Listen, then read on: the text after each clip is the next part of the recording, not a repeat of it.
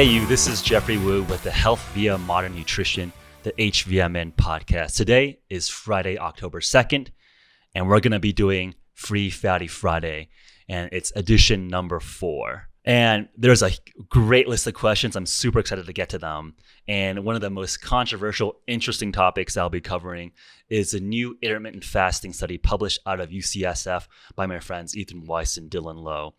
It got coverage by the New York Times. It actually showed a negative or null study in terms of difference between intermittent fasting and a controlled diet. So I'm going to do my best within 5 minutes, but I'll probably go over because it's worth the time to unpack, answer the questions you have for me in terms of what the strengths and flaws of this study are and what can we actually extrapolate and take away in terms of applying it to our personal lives. And we're going to get to that. But before going to the questions, I do want to say hello from Montana. I've been spending the past few weeks here, and I'll be in Montana until mid-October-ish. So very much enjoying the Montana hospitality, a great change of pace from California. Highly recommend if you have the opportunity, which I know I'm very privileged to have, to be able to see the country a little bit and get some fresh air. Again, it's tough to be sheltering in place for 6-7+ months and for the foreseeable future. So I think if there is a possibility to even just go outdoors, the local park, make sure you take advantage of that freedom to be able to get fresh air, get that sun, get a little bit of exercise, and reset our mind. It's not great for our psychology, our morale, our spirit, if we're just locked in our box for 6 months in a row. In fact, I think it is essentially a form of jail. So, of course, be safe. Do everything that's legal within your jurisdiction or neighborhood. But of course, and I think most neighborhoods and jurisdictions let you go out. So don't voluntarily sign up for being a caged chicken. Be a free-range chicken if you have the opportunity to do so. So that's the pre-roll. Let's go into the questions. So the first topic for Free Fatty Friday number 4 is essentially a coalition of 50+ questions that I've received over the last few days on this new UCSF study titled The Effects of Time-Restricted Eating on Weight Loss and Other Metabolic Parameters in Women and Men with Overweight and Obesity, the TREAT Randomized Clinical Trial. First author Dylan Lowe, and the corresponding author is Ethan Weiss. Let's talk about it. I know there's different variations on why is this a null study? Is it a valid study? Let's break this down. So I'm going to give myself 5 minutes on my timer here, but I'll probably go over. I mean, it's going to be a disservice to Ethan and Dylan to just try to jam a breakdown within 5 minutes. But I'll give it my best effort and we'll be speedy here. So what are my thoughts? A lot of the New York Times headlines and all of this stuff basically say intermittent fasting doesn't work or intermittent fasting doesn't work. Is that the conclusion to take away here? And the answer is definitively no. And I'll tell you why that's an over-extrapolation of the result of this study and the limitations of what we can extrapolate and conclude from this study.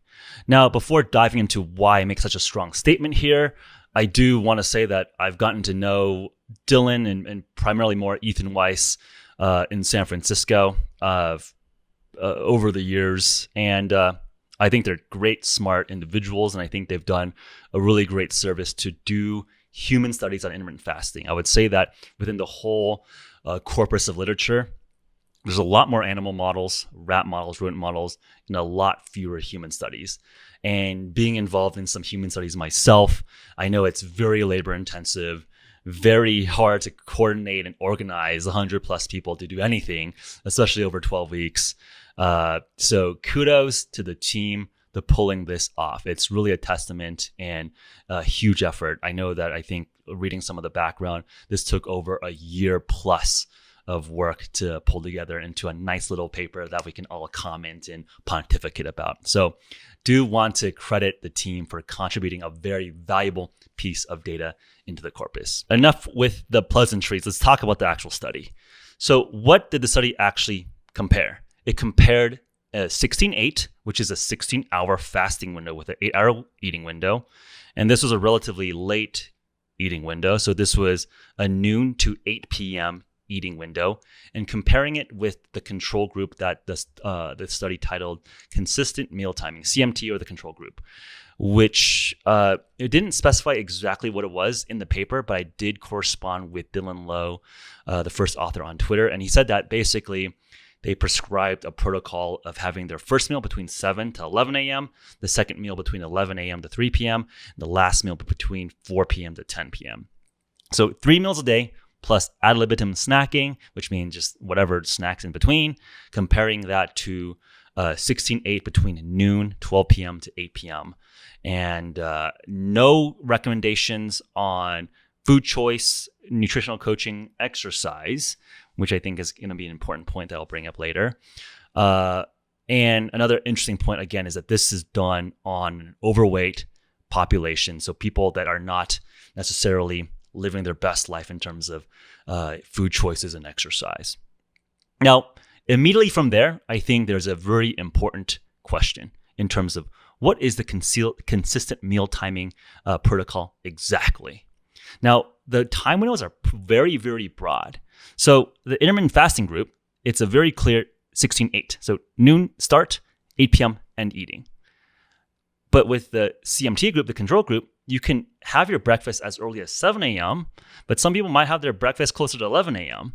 So the point here, and I would love more clarification on, is what exact time window are we really measuring with the CMT group? The worst, crappiest version of this is 7 a.m. to 10 p.m., which is a 15-hour eating window, which implies a 9-hour fasting window. But what if I did the most optimal or most compressed eating window within that broad range, 11 a.m. to 4 p.m.?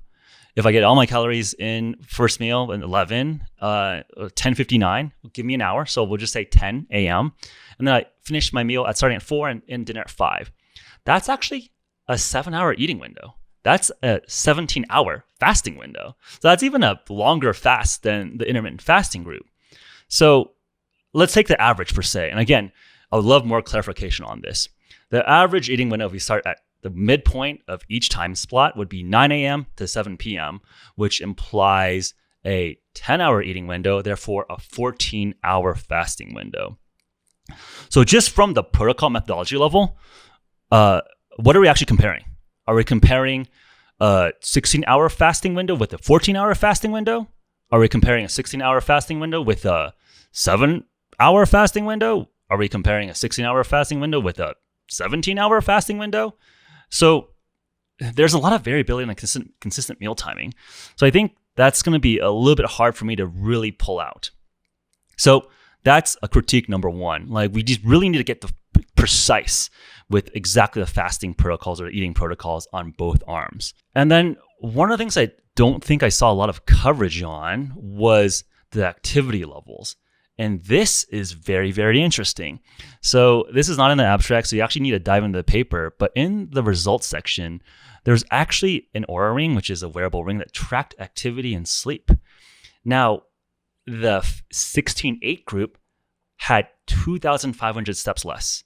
So before the intervention, both groups had about 8,800 steps a day. The CMT group, the control group, after that window, only decremented 250 steps a day. Now, the fasting group lowered their activity 2,500 steps lower. So equally valid conclusion one could take here is that a 16-8 fasting window in a population of overweight, obese people with therefore likely not the best exercise habits exercise less when they have a tighter eating window. And therefore, maybe that's an explanation of why there wasn't a huge statistical difference in the weight loss, because we lost energy expenditure by taking less steps. So I would love to understand and have a conversation around why exercise was not more controlled. I think it's a nuanced conversation, and I understand that the researchers want to just focus on one specific variable to control, which I think is a fine choice. But now we see that one of the endpoints or secondary endpoints was activity level. And that might explain actually why you see non-difference or non-statistically significant difference on weight loss, because you saw statistically significant reduction in activity or steps taken. That would be an area to unpack a little bit more, because in practice, in real life, when people actually adopt a new diet, new protocol to increase their overall health, we're not just saying, hey, just compress your eating window and eat your standard American crap diet. We're saying, hey, clean up your diet and potentially exercise. And I think the exercise component is pretty critical, because I can imagine if you're an overweight, obese person, you don't eat until noon now, and that's like really, really scary for you. Maybe you don't take that morning walk. Maybe you just like sit on your couch to watch TV for that entire morning period because you didn't have breakfast. So to me, that is an important confounding variable or explanation that we should explore more. Did we just essentially make a discovery that a tighter eating window in an overweight, obese population made that cohort less likely to do activity, and therefore explaining the null result in terms of the two different cohorts in terms of weight loss?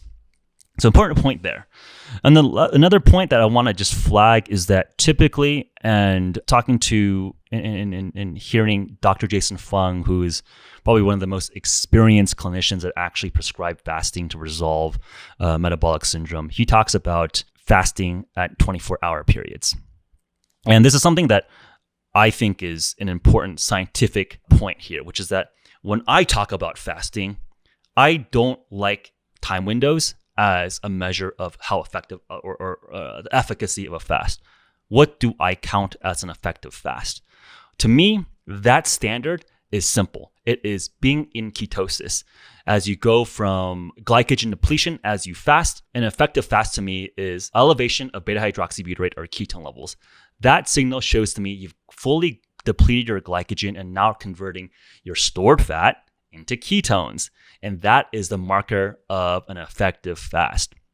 And again, for overweight, obese people, 16 hours is not going to be enough likely to enter ketosis. So what I'd love to have measured at the end of that 16-hour fast, was there presence of blood ketones? Because if there's not, well, the fast wasn't long enough. So you're not really getting the true numerical qualitative biomarker for a fast.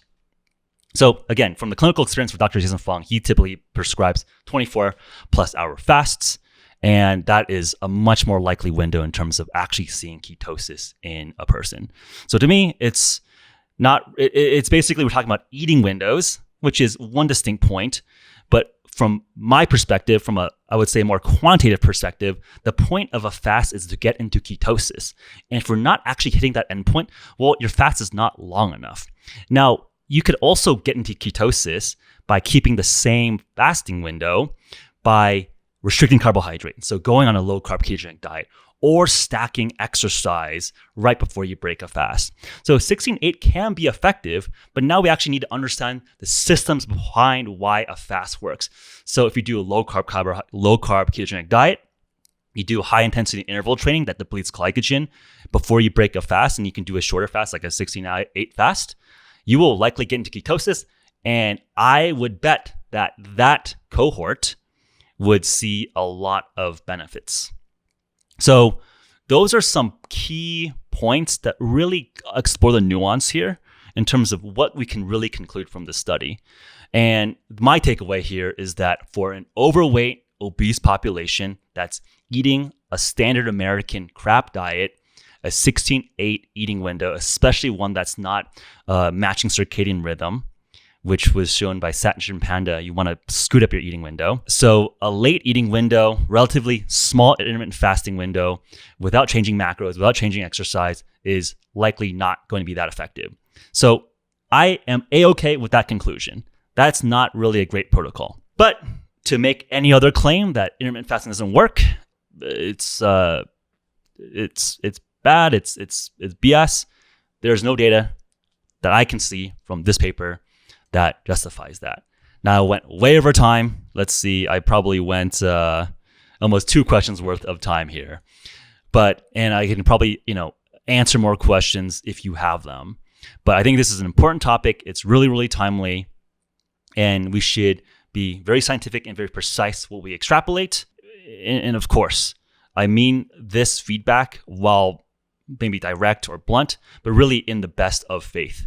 And I hope that Ethan and Dylan can incorporate. Love to also hear feedback. If my rationale reasoning is wrong or misinterpreting the work, I'd love to also take feedback and learn. So to me, as a scientist, I want to search for the truth. If there is really compelling evidence that fasting does not work or will decrease my lifespan, I will stop doing that. But this study does not do that, not even close to it. And we need more work here. So within that study, I already emphasized a few different areas that future researchers and hopefully Ethan and Dylan can take this feedback, incorporate into their next work, and help us really understand a holistic framework of how to apply fasting into an overall health and wellness program. So great work, UCSF. Great work, Ethan. Great work, Dylan. Keep up the awesome work. I want to learn more with you guys. And that's it. That's probably closer to 15 minutes now, but hopefully well worth it. So question number 2 today is from Cooper C. Cooper asks, how long does it take to create cellular autophagy? Now, I'm going to start the timer and actually hope to stick to it this question. This is a good question. So this is actually an open scientific question. Well, why is autophagy an interesting topic? Well, this topic actually won a Nobel Prize in 2016 by a Japanese scientist, to Yoshinori Osumi, and he basically defined the core mechanisms of what autophagy is. And what autophagy is self-eating, phagy. So the cell eating itself, it's essentially a mechanism in which a cell can clean up its damaged organelles, bring these damaged organelles, break them down, turn them into reusable parts to reconstitute healthier, fresher organelles. So that was discovered and it won the Nobel Prize. And the context in which it's relevant to today and to metabolism is that a lot of people talk about fasting, intermittent fasting as a way to trigger autophagy. And people say, hey, do fasting, you'll get autophagy, you'll be younger, you'll live longer. The question is, how long does it actually take to create autophagy? How long do you need to fast to take autophagy? And that's a tricky question because not all cells, not all organs are alike. So actually, if you ask the question more precisely, autophagy is very cellular or organ specific or tissue specific. So for example, the liver, muscle, pancreas, those organs have very different thresholds for what kind of nutrient sensing activates autophagy versus, for example, the brain. So the way to look at this on a specific technical level is actually opening up a cell and looking at lysosomes and seeing, staining the organelles and seeing which organelles are being transported where. So that is the specific way to actually detect that. But to measure this from a biomarker or a blood marker, that's not known. And that's an open scientific area of research. What are good biomarkers that actually correlate to autophagy? That's an open science question. So if you actually discover that, you could probably win the next Nobel Prize. You can actually basically get a blood marker for autophagy. So that does not exist. That's an open scientific question, although there are people working on different correlates. One of the interesting concepts that I think, again, needs to be further articulated is organ specificity or tissue specificity of a lot of these concepts. And we talked about this in terms of mTOR. mTOR is another very popular buzz phrase in which mTOR is activated with the presence of protein or leucine, and that activates muscle growth. And one of the popular discussion items is, can we mitigate mTOR, therefore reducing growth, and that is potentially helpful for longevity and anti-cancer impact. But do we just want to inhibit mTOR forever? Well, it's not that simple because you actually want to maintain muscle and grow muscle. In fact, presence of muscle is one of the better markers of longevity, that functional strength. It's a sink for glucose. It protects your organs and bones from being damaged. So just like you want tissue specificity of the activation of mTOR, the same story holds for autophagy. So what are my best guesses here? Again, I believe that ketosis, just like the first question, is likely an important threshold to trigger more autophagy. Again, it just makes sense from a mechanistic perspective. When there is a sensing of lack of nutrients, it makes sense to activate some of these longevity and preservation pathways. So to me, a potential analog is to make sure you're actually getting to ketosis, nutritional ketosis or ketogenesis. That's likely a good blanket way to likely get into autophagy. But to measure each specific cell, you got to just like open it up and actually dissect, where are the organelles? Are organelles being broken down in the vesicles and the lysosomes? And are they being transported around? That's a precise way to measure it, but obviously we're not going to pick out the billions, trillions of cells in our bodies to measure every single one. Is there a more generic biomarker that might guide or correlate to an organ's levels of autophagy? That's an open area of research. And having to make a best guess in terms of what are some thresholds considered that triggers autophagy. I'll look at the nutrient sensing pathways. So mTOR, AMPK, insulin. These are likely correlates in terms of having that nutrient sensing, detecting lowered AMPK or lowered mTOR or lower insulin likely will drive autophagy. So those would be the things I would look for. So if you're in ketosis, you're probably upregulating your autophagy pathways, but I cannot get more specific than that because it's an open scientific question. And that's 5 minutes. And now we're on to question 3. And the question is from Tired Looking for a Name. That's a great name. And he or she has a question. If I am doing OMAD, which stands for 1 meal a day, OMAD, keto or carnivore style, what is the best strategy of timing the meal and workout? And could it be goal specific, for example, gains, autophagy, etc., or type of workout specific, strength or cardio? Now I'm going to start the 5-minute timer now. Tired of looking for a name? This is a great question because it touches upon the complexity, the nuance of personalizing a protocol that fits your personal baseline and your personal goals. And this is, again, the systems engineering approach towards thinking about human performance. And I think it's great that you start understanding the levers to ask this question, which is that there's time restriction, the 1 meal a day. There's the diet macro restriction, keto or carnivore, the food choices that you're thinking about. And of course, the caloric amount that you're also consuming. And these are the 3 possible levers in terms of a diet. And of course, you can put on activity load or exercise bouts as an additional lever to manipulate. And these are all the core inputs in towards anabolism, catabolism, and gains, autophagy, all of these things that are downstream from these inputs for everyday energy expenditure and consumption. So I'll caveat my answer at the start by saying that there has not been much, if any, human randomized controlled trials on any of these specific protocols. Again, the human research on intermittent fasting is relatively scarce and relatively basic. So OMAD and carnivore and stacking workouts is very, very cutting edge in the sense that a lot of these experimentations and the anecdotes that I'll be talking about are happening at the elite performance levels, the elite athlete levels that are less so focused about a general population and less interested in trying to prove out in a randomized controlled fashion, does a said intervention work. This is more about an elite athlete, elite performer eking the best gains for their specific, very, very niche athletic or performance use case. So what I like to do when I'm doing an OMAD protocol, a 1 meal a day protocol, which is not my default protocol, but I've done blocks of OMAD, is I like to do the workouts right before breaking fast.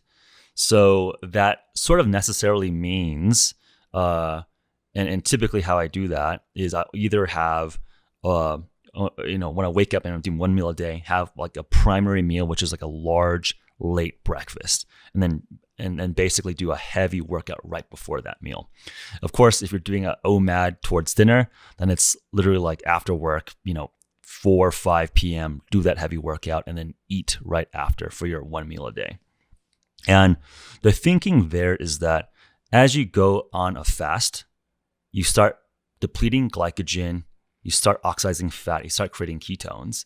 And then at the very tail end of that fast, as you're dipping into ketogenesis and ketosis, you create a further demand on your fat reserves, further demand on your glycogen reserves, and really deplete glycogen and really ramp up fat metabolism and ketone metabolism. So it's basically you wear down your reserves and then you really, really demand it. And then right after, you have full repletion of nutrients. So I like that protocol in terms of pushing, forcing adaptation, and recovering.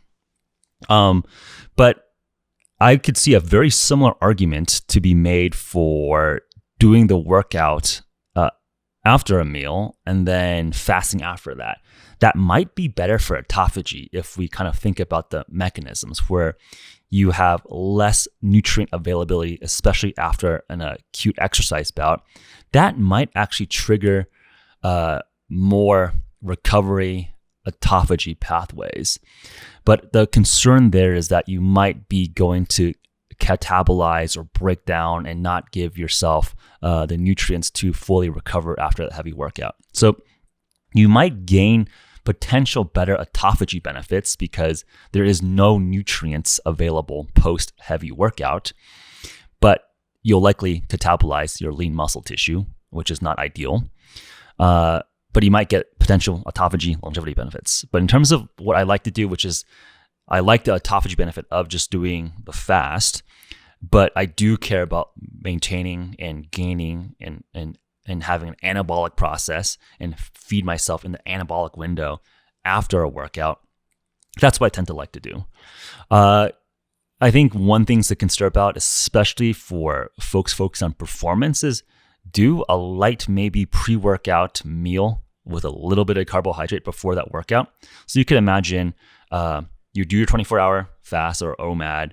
Right before your workout, you basically break fast with a little bit of a snack, a little bit of carbohydrate and fat. Right before the workout, do a heavy workout where you have a little bit of that pre-workout fuel, and which would ideally boost the overall work volume that you could do during the workout, and then have your full meal. That would be a potential tweak in terms of focusing more on performance or more on gains. In terms of workout specificity, I know a lot of athletes like to do fasted workouts for cardio athletes to really test their fat metabolism, really adapt into ketosis. But usually this is done in pre-season, basically leaning up, burning fat, getting into the optimal body composition before doing fed workouts. For strength, again, ideally, you probably want to do a little bit of carbohydrate before a heavy strength workout to gain maximal adaptation. But of course, you're cutting short. Well, excuse me on that. Essentially, having a little bit of fuel will allow you to have a potential bigger work volume, work output. But of course, that tests your fat adaptation because you're starting to break your fast a little bit earlier. So over time now, but I think the main takeaway is that experiment a little bit and understand the concepts of why you're choosing a meal at the beginning or the end of an OMAD. Why are you doing keto? Why are you doing carnivore? Is there a role of carbohydrate before workout or after workout to gain optimal performance? Or are you doing this for autophagy, where you're just really trying to stress your ketogenesis, your fat metabolism? These are all individualized personal decisions to optimize and micro-optimize little aspects of your protocol. But overall, hopefully this gives you a sense to think about how you're piecing this all together. Happy to go into more specifics if you tell me about your baseline and your specific goals. If you're trying to win an Olympic powerlifting meet, that's one question. If you're older and you're wanting to make sure you're not going to metabolic syndrome, that's another question, versus trying to gain muscle and avoid sarcopenia, another third type of question. And our last question for today's Free Fatty Friday is from Dan Mounty. He asks, can you use the GK ratio, which is the glucose ketone ratio, such as 107 over 0.6 to obtain an insulin level? Can a table be extrapolated? The physicist in me is looking at the unit difference and cringing a little bit in terms of 107 is a unit of glucose, milligrams per deciliter, where 0.6 is the popular unit for ketones, beta hydroxybutyrate, which would be millimolar. So it doesn't matter though, the ratios are all the same, just the units are off because millimolar and milligram per deciliter are essentially convertible. But we'll answer this question. So let me put on the timer. Let's go. So this question teases at a concept that I think bears more understanding within the physiology, human metabolism community, where snapshots of data, where I take a finger stick and get a glucose and ketone reading or an insulin reading per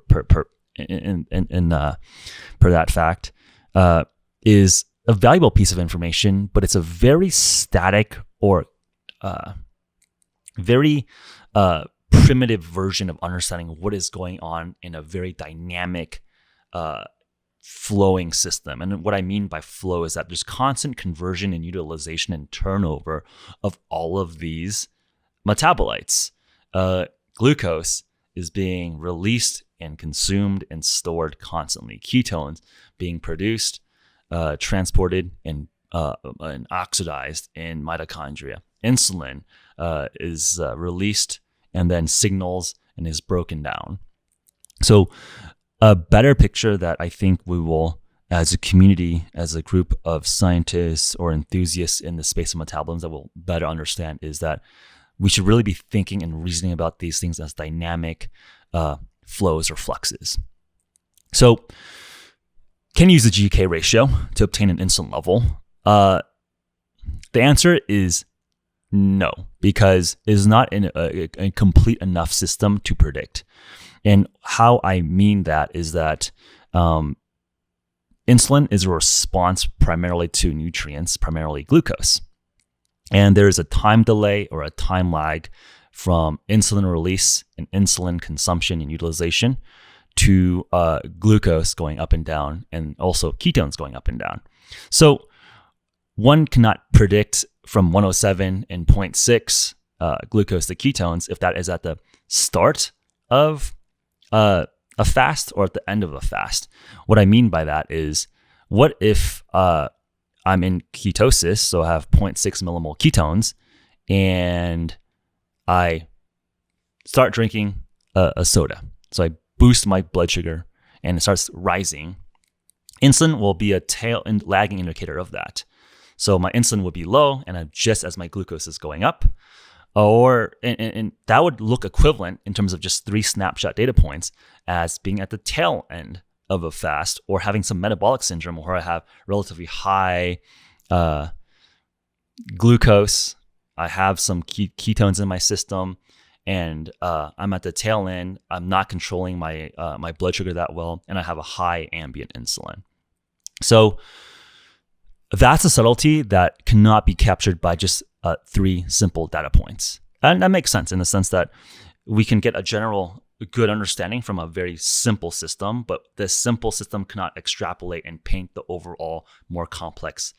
It doesn't fully model or capture the information in the human body, which stands to reason, right? Because the human metabolism is obviously more complicated than 3 specific timestamps on 3 specific metabolites. But that said, can we get directional understanding, a directional extrapolation from a GK ratio? And the answer is yes. So we cannot necessarily have 100% causative, predictive ability from a GK ratio to an insulin, but we get a general good direction in the sense that if you have low blood sugar, which I define as less than 100 milligrams per deciliter, ideally less than 95, 90 milligrams per deciliter, and above 0.5 millimolar ketones or beta hydroxybutyrate, that likely implies a low fasted insulin level. And if, of course, if you have a very poor G and K ratio, meaning very, very high glucose and very, very low ketones, that likely implies either a static spike in insulin, which is, of course, is normal because you need insulin to process and, basically, activate GLUT4, bring glucose into the cell, or and that's normal, or it's someone with metabolic issues with poor glycemic control, and you might have high fasted insulin. But in general, if you have a lot of snapshots where you have high GK ratio, it likely means double check and start looking at your like the curve of your insulin. If you have more of your time in a low GK ratio, meaning low blood sugar, high ketone levels, likely you're nutritional ketosis, and you probably have a better or a healthier or a lower fasted insulin level. So hopefully this gives you a more complete answer, which is that GK ratio, good directionally to extrapolate and predict what your insulin could be like. But of course, it really depends on the context. Is it the perfect model to fully capture the dynamicism complexity of human metabolism? No, but it's a good tool. So I do like the G and K ratio, but let's be careful in terms of over extrapolating and overextending what it can really tell us about the system. Hopefully that answers the question. Happy to clarify. I know I went a little bit into the physics world, but I think it's helpful to make sure that we get the framework before going into the takeaways. And that's a wrap for this week's episode of Free Fatty Friday. Man, these were some great questions, and I went overtime, I think, on every single question. So I hope you do excuse me on that, but these were really great technical, deep questions that deserve that extra attention, if not 10 times more time. So thank you for letting me help answer your questions and learning with me. This is an awesome exercise for me. It's been great to tinker and think about all these edge cases and questions that you guys are surfacing up and bringing to me.